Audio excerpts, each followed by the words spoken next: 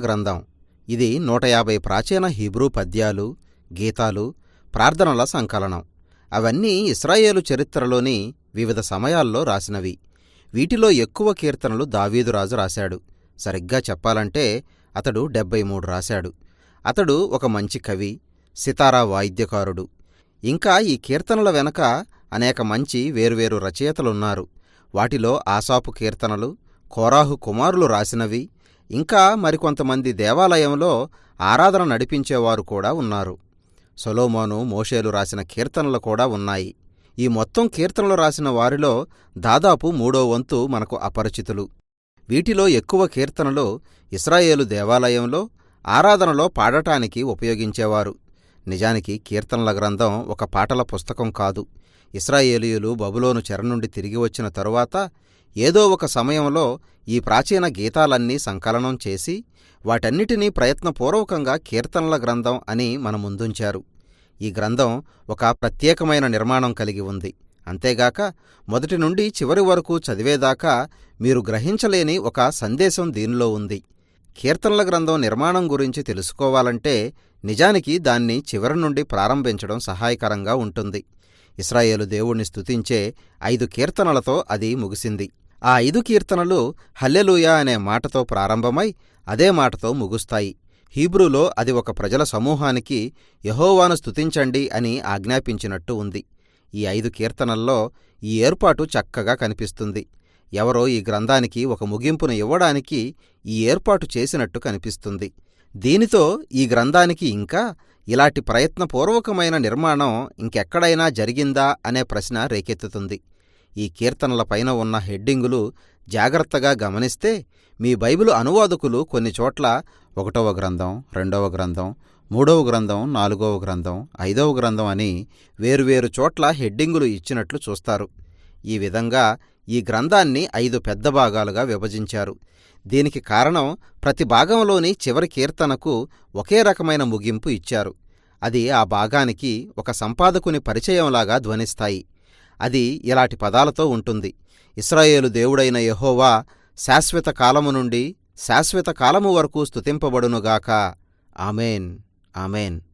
కాబట్టి ఈ గ్రంథం 5 ప్రధాన భాగాలుగా ఉండి ప్రతిదానికి ఒక ముగింపు వచనం కలిగి ఉంది. సరే, మనం ఈ గ్రంథం ప్రారంభానికి వెళ్ళి దాని పరిచయం ఎలా ఉందో చూద్దాం. ఇక్కడ ఏముంది? 1, 2 కీర్తనలు ఆ భాగంలోని మిగిలిన వాటికంటే వేరుగా ఉంటాయి. అంటే ఈ 2 తప్ప మిగిలిన కీర్తనలన్నీ దావీదు రాశాడు. దేవుని ధర్మశాస్త్రాన్ని రాత్రింబగళ్ళు ప్రార్థనాపూర్వకంగా చదువుతూ దాన్ని ధ్యానించే వ్యక్తి జీవితం ఎంత దీవెనకరంగా ఉంటుందో 1వ కీర్తన వివరించింది. ఇక్కడ ధర్మశాస్త్రం అంటే బోధ అని అర్థం చేసుకోవాలి. ప్రత్యేకంగా చెప్పాలంటే అది పాత నిబంధనలో మోషే రాసిన మొదటి 5 పుస్తకాలను సూచిస్తుంది. కాబట్టి ఇక్కడ వాడిన ఈ పదం 2 భావాలను వ్యక్తపరుస్తుంది అనుకోవచ్చు. ఈ గ్రంథం ఎందుకు 5 భాగాలుగా ఉందో ఇది మనకు తెలుపుతుంది. దేవుని ప్రజలు మొదటి ధర్మశాస్త్రంలో ఉన్న ఆజ్ఞలకు లోబడడానికి చేసే ప్రయత్నంలో వారు తమ జీవితకాలమంతా పాటించాల్సిన ప్రార్థన గురించి వారికి 2వ ధర్మశాస్త్రంగా కీర్తనల గ్రంథం మనకు అందించబడింది. 2వ కీర్తన దేవుడు దావీదుకు 2వ సమూయేలు 7వ అధ్యాయంలో ఇచ్చిన వాగ్దానాన్ని గుర్తుచేస్తున్న ఒక గీతం. దాని ప్రకారం ఒక రోజున మెస్సయ్య రాజు వచ్చి సకల రాజ్యాల్లోని దుర్మార్గాన్ని, తిరుగుబాటును అణిచివేసి ఈ లోకంలో దేవుని రాజ్యాన్ని స్థాపిస్తాడు. ఈ మెస్సయ్య రాజు కింద ఆశ్రయం పొందే వారంతా దీవించబడతారని 2వ కీర్తన స్పష్టంగా బోధించింది. అలాగే 1వ కీర్తన ప్రారంభ వచనాలు కూడా ఇదే చెబుతున్నాయి. ఈ విధంగా ఈ 2 కీర్తనలు ఈ గ్రంథం అంతా దేవుని ప్రజలకు ఒక ప్రార్థనా గ్రంథంగా ఉండబోతున్నదని సూచించాయి. వారు దీని సహాయంతో భవిష్యత్తులో రాబోయే మెస్సయ్య రాజ్యం కోసం ఎదురుచూస్తుండగా ధర్మశాస్త్రంలోని ఆజ్ఞలకు విధేయులై జీవించడానికి కృషి చెయ్యాలి. ఈ ఉపోద్ఘాతంతో మనం ఈ గ్రంథంలోని 5 భాగాలు ఈ 2 తలంపులపై ఆధారపడి నిర్మించబడ్డాయని గ్రహించవచ్చు. ఉదాహరణకి మొదటి భాగం మధ్యలో 15 నుండి 24 కీర్తనల వరకు ధర్మశాస్త్రం పట్ల నమ్మకత్వం గురించిన పిలుపుతో ప్రారంభమై అదే పిలుపుతో ముగుస్తాయి. ఆ వెంటనే 16 నుండి 18 కీర్తనల్లో అలాంటి నమ్మకత్వానికి ఒక ఆదర్శంగా దావీదు గురించిన వర్ణన కనిపిస్తుంది. అతడు తనను విడిపించమని దేవుణ్ణి ప్రార్థించగానే దేవుడు అతనిని రాజుగా హెచ్చించాడు. దానికి సమాంతరంగా 20-23 కీర్తనలో గతంలోని దావీదే భవిష్యత్తులోని మెస్సయ్యారాజుకు ఒక సాదృశ్యంగా కనిపిస్తాడు. మెస్సయ్యారాజు కూడా దేవునికి మొరపెట్టాడు. దేవుడు ఆయనను విడిపించి సకల రాజ్యాల మీద ఒక రాజ్యాన్ని ఆయనకిచ్చాడు. ఈ భాగం సరిగ్గా మధ్యభాగంలోని 19వ కీర్తన తోరా లేక పంచకాండాలను ఇచ్చినందుకు దేవుని స్తుతికి కేటాయించబడింది. ఆ విధంగా 1-2 కీర్తనల్లోని 2 అంశాలు ఇక్కడ క్రోడీకరించబడ్డాయి. రెండో భాగం భవిష్యత్తులో దేవుని ప్రజలు సియోను దేవాలయానికి తిరిగి రావడం అనే సమృద్ధి అయిన నిరీక్షణతో నిండిన 2 కీర్తనలతో ప్రారంభమైంది. ఈ చిత్రం మెస్సయ్యా రాజ్యం గురించిన నిరీక్షణతో నిండి ఉంది.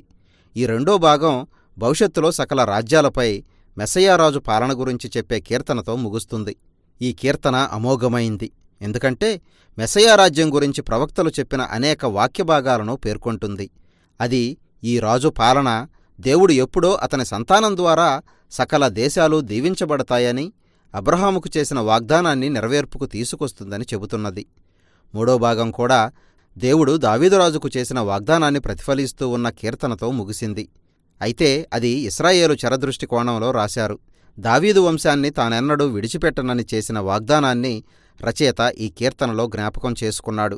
అయితే ఇప్పుడు ఈ కీర్తనాకారుడు ఇశ్రాయేలు చేసిన తిరుగుబాటు కారణంగా జరిగిన విధ్వంసం, చెర, దావీదు వంశం పతనావస్థను చూస్తున్నాడు. అందుకే అతడు దావీదుకు ఆయన చేసిన వాగ్దానాన్ని మరిచిపోవద్దని దేవుణ్ణి అడుగుతూ ముగించాడు.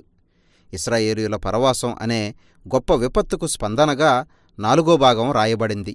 దీని ప్రారంభ కీర్తన మోషే చేసిన ఒక ప్రార్థనతో మనల్ని ఇశ్రాయేలీయుల మూలాలకు తీసుకెళ్తుంది.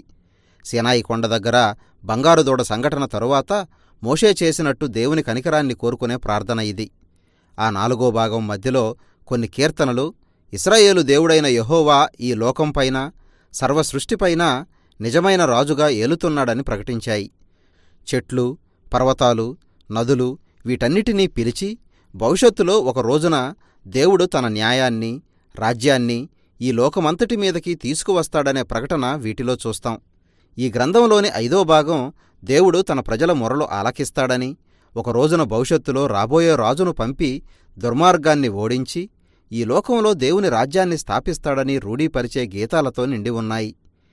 ఈ భాగంలో 2 పెద్ద విభాగాలు, ఒకటి హల్లెలూయా గీతాలు, రెండోది యాత్రా కీర్తనలు అనే 2 విభాగాలుగా చేశారు.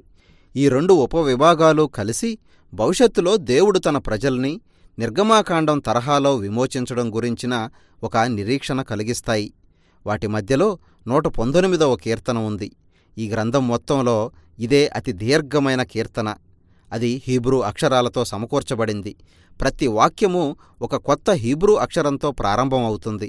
తోరా లేక పంచకాండాలు దేవుడు తన ప్రజలకు ఇచ్చిన అద్భుతమైన బహుమానం అని ఈ కీర్తన బోధిస్తుంది. 1-2 కీర్తనలు, తోరా గ్రంథాలు, మెస్సయ్య వీటన్నిటి గురించిన అంశాలు ఈ 5వ భాగంలో ఏకం చేసి ఉన్నట్టు మనకి కనిపిస్తాయి. ఇది మనల్ని తిరిగి ఆ 5 కీర్తనల ముగింపుకు తీసుకొస్తుంది. 148వ కీర్తనలో సృష్టి అంతటినీ పిలిచి ఇశ్రాయేలు దేవుణ్ణి స్తుతించమని పిలుపునిచ్చాడు. ఎందుకంటే ఆయన తన ప్రజలకు ఒక శృంగమును హెచ్చించి ఉన్నాడు. ఇక్కడ శృంగము అంటే ఒక ఎద్దుకొమ్మును విజయానికి సూచనగా పైకెత్తి పట్టుకోవడం. ఇదే సాదృశ్యం మనకి 1వ సమూయేలు 2వ అధ్యాయంలోని హన్నా గీతంలో కూడా కనిపిస్తుంది. ఇలాంటి ప్రసక్తి 132వ కీర్తనలో కూడా చూడగలం. కొమ్ము అనేది భవిష్యత్తులో మెస్సయ్యా రాజుకు, దుష్టత్వం మీద ఆయన విజయానికి సూచన. ఈ అద్భుతమైన గ్రంథానికి ఇది సరైన ముగింపు. ఇక్కడ మీరు ఈ గ్రంథాన్ని ఒక క్రమంలో చదవకపోతే మీరు పోగొట్టుకునే అవకాశమున్న మరొక విషయం ఏమిటంటే, కీర్తనల గ్రంథంలో అనేక విభిన్నమైన గీతాలు ఉన్నాయి.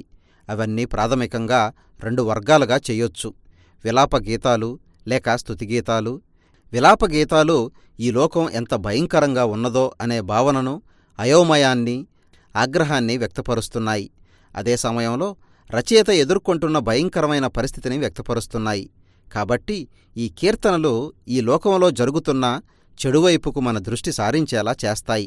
దాని విషయంలో చర్య తీసుకోమని అవి దేవుణ్ణి వేడుకుంటాయి. ఇలాంటి కీర్తనలు ఈ గ్రంథంలో చాలా ఉన్నాయి.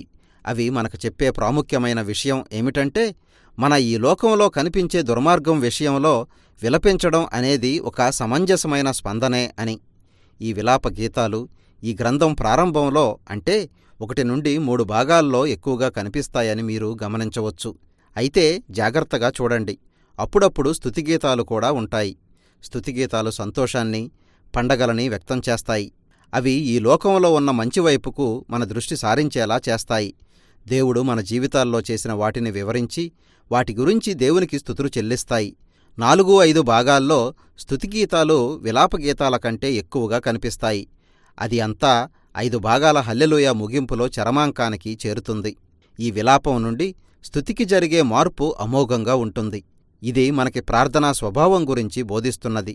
ఈ గ్రంథం మనకు బోధిస్తున్నట్టుగా మనం మెస్సయా రాజ్యం కోసం ఎదురుచూస్తుండగా మనం ఈ లోకంలో మన వ్యక్తిగత జీవితాల్లోని విషాద పరిస్థితిని గమనించినప్పుడు మనం కొంత ఒత్తిడికి లోనవుతాం.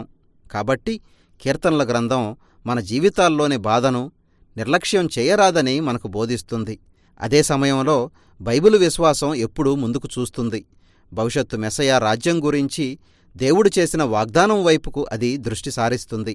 కాబట్టి తోరా, మెస్సయా, విలాపం, స్తుతి, విశ్వాసం, నిరీక్షణ ఇవే కీర్తనల గ్రంథం మనకు నేర్పించే అంశాలు.